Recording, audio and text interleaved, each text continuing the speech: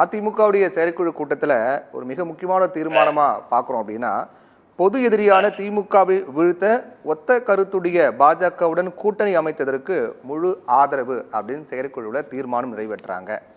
இப்போ திமுகவை பொறுத்த வரைக்கும் பாஜக அதிமுக கூட்டணி அப்படிங்கிறது பொருந்தாத கூட்டணி, மக்கள் அதற்கு பாகடம் புகட்டுவார்கள்.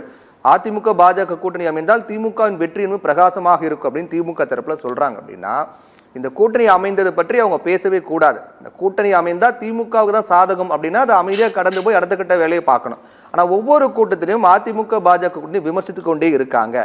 அதை பற்றி பேசும்போது ஒரு பயம் வந்திருக்கு திமுகவுக்கு. அந்த பயத்தின் காரணமாக தான் நம்ம வெற்றி பெற்று விடுவோம் அப்படிங்கிறது திமுகவுக்கு பயம் உருவாகி விட்டது அப்படின்னு எடப்பாடி பழனிசாமி சொல்றாரு.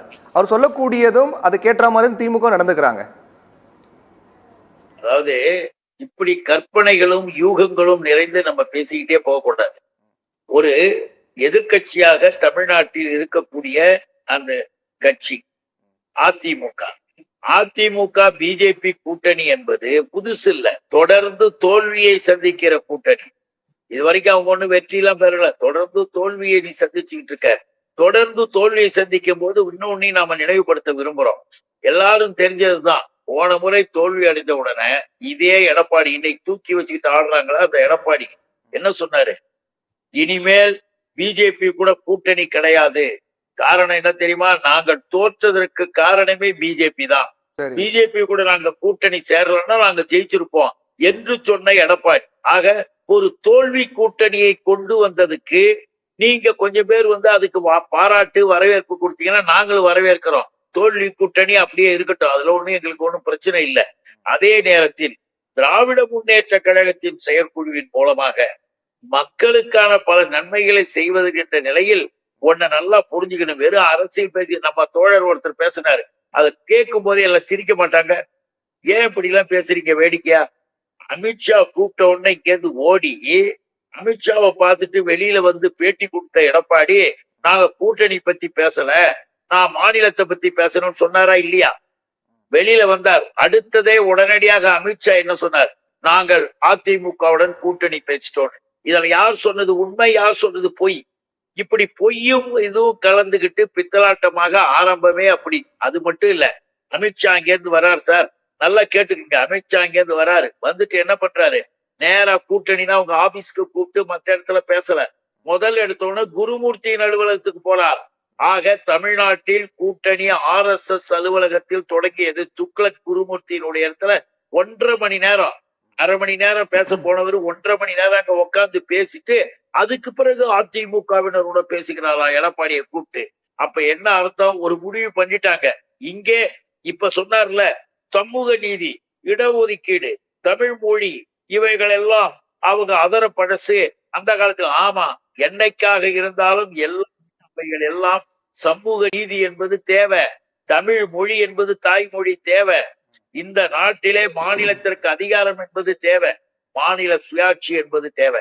இவைகளெல்லாம் பழசு, அதனால இப்ப பேசாதீங்கன்னு ஒரு நண்பர் பேசினார். பாவம், அவரு எதையோ நினைச்சுக்கிட்டு கற்பனையில பேசுகிறார். தொடர்ந்து தோல்வியில் இருப்பதால் இப்படி உளறுவதை முதல்ல நிறுத்துங்க. ஏன்னு கேட்டீங்கன்னா, எடப்பாடியோட கவர்மெண்ட்ல என்ன நீங்க செஞ்சுக்கிட்டீங்க? ஒண்ணு வேணாம். காலை உணவு திட்டம்ன்ற ஐடியா கூட வந்திருக்குமா எடப்பாடிக்கு?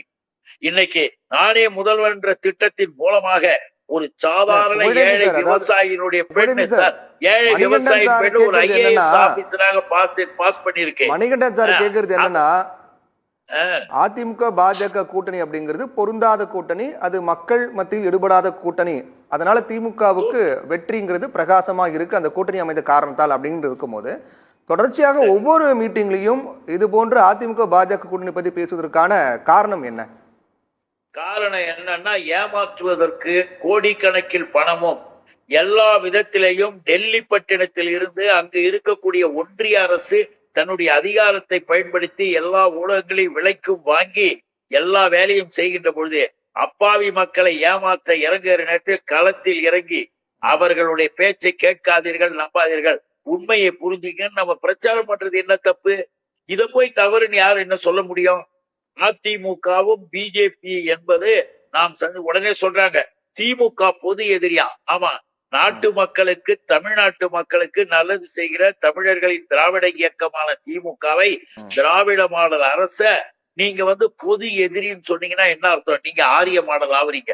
சமூக நீதி உங்களுக்கு வேண்டாம். இடஒதுக்கீடு பிடிக்காது. இன்னைக்கு கல்விக்காக கொடுக்க வேண்டிய தொகை 2152 கோடிக்கு மேல நிலுவையில் நிக்குது. அதை வாங்கி கொடு. யார் வேணாம்னு சொன்னாங்க? இன்னைக்கு நிர்மலா சீதாராமன் பேட்டி கொடுக்குறாங்களே, நாங்க கிராமப்புற பெண்களுக்கான காந்தியினுடைய அந்த ஊரக வளர்ச்சி திட்டத்துல பணம் கொடுத்துட்டோன்னு 4500 கோடி கொடுக்க வேண்டிய இடத்துல 2000 கோடியை கொடுத்துட்டு நாங்க கொடுத்துட்டோம்னு சொன்னா மீதி யார் கொடுப்பது? எல்லா வகையிலையுமே உண்மையை பேசாமல் பொய்யை பேசுவதும், பொய்யை பேசிவிட்டு அதுக்கு துணையாக அதிமுகவை வைத்துக் கொண்டு அரசியல் பேசுவதுமாக இருக்கிறாங்க. அதனால நாம எல்லாத்துக்கும் பதில் சொல்ல வேண்டிய நிலைமை நமக்கு இருக்கு. இப்ப அமலாக்க பிரிவை வச்சுக்க வேண்டியது, சிபிஐ வைத்துக்க வேண்டியது, முன்னாள் அமைச்சர்கள் சொல்லிட்டு இருக்கிறவங்க மேலெல்லாம் முடிந்து விடுதலையானவர்கள், நீதிமன்றத்தால் விடுவிக்கப்பட்டவர்கள் எல்லாம் நீண்ட காலத்துக்கு பிறகு வேணும்னே மக்கள் மத்தியில எடுத்துக்கிட்டு பொய் பிரச்சாரமாக இப்ப அப்பீல் போற மாதிரி ஏற்பாடு பண்ணிருக்கீங்களே, இவைகள் எல்லாம் மக்கள் மன்றத்துல நாங்கள் எடுத்து சொல்ல வேண்டியது எங்கள் கடமை. நாங்கள் சட்டப்படி நீதிப்படி சரியாக இருப்போம். அதனாலதான் எங்களுடைய முதல்வர் சொல்கிறார், இன்னைக்கு இந்தியாவில கவர்னருடைய கையெழுத்து இல்லாமல் சட்டம் ஒன்றுக்கு அரசியலமைப்பு சட்டத்தினுடைய உறுதிப்பாட்டை 75 ஆண்டுகளுக்கு பிறகு அதனுடைய அதிகாரத்தின் உயர்வை நிரூபித்து காட்ட உச்ச நீதிமன்றத்தின் மூலமாக உத்தரவு வாங்கி 10 மசோதாவை நிறைவேற்றிய மாபெரும் தலைவனாக எங்க முதல்வர் இருக்கிறாரு. முதல்வர்களுக்கு முதன்மையானவர்னு உலகம் பாராட்டுது, இந்தியா பாராட்டுது. ஆனா எடப்பாடிக்கு முதல்வர் பதவியே தெரியாது சார். தூத்துக்குடியில 13 பேரை துப்பாக்கியால சொல்றாங்க ஸ்டெர்லைட் ஆலையில. எடப்பாடி முதலமைச்சர் கேட்டா டிவியில பார்த்து நான் தெரிஞ்சுக்கிட்டேன்னு சொன்ன ஒரு முதலமைச்சர் எங்கேயாவது பாப்பீங்களா? முதலமைச்சருக்குரிய அதிகாரம்னா என்னன்னு தெரியாது.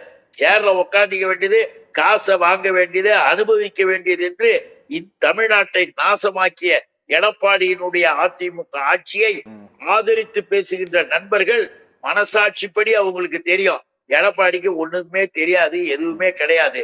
சம்பாதிக்க தெரியும், அதிகாரிகள் இருக்க தெரியும். யூனியன் கவர்மெண்ட் போடுற உத்தரவுக்கெல்லாம் நடனமாடி கொண்டிருந்த எடப்பாடியை நாம எப்படி விமர்சனம் பண்ணாம இருக்க முடியும்? அதனாலதான் விமர்சனம் பண்றோம். இதை நாம புரிந்து கொள்ள வேண்டும். எதுவாக இருந்தாலும் சரி, நாம் எதற்கும் சந்திக்க தயாராக இருக்கிறோம். உழைக்கின்ற நிலையில இருக்கிறோம் சார். அதுக்காக தான் சொல்ல வந்தோம். அதை புரிஞ்சுக்கணும். அதை விட்டுட்டு திமுக மேல குற்றம் சொல்றேன்னு தப்பா பேசக்கூடாது. எடப்பாடியை போய் மிக உயர்ந்த, உலகத்திலேயே உயர்ந்த அவரை மாதிரி அறிவான ஒரு முதலமைச்சர் இல்லைன்னு சொன்னா அதை விட பெரிய காமெடியே இல்லை சார். சரி, பேசுவோம்.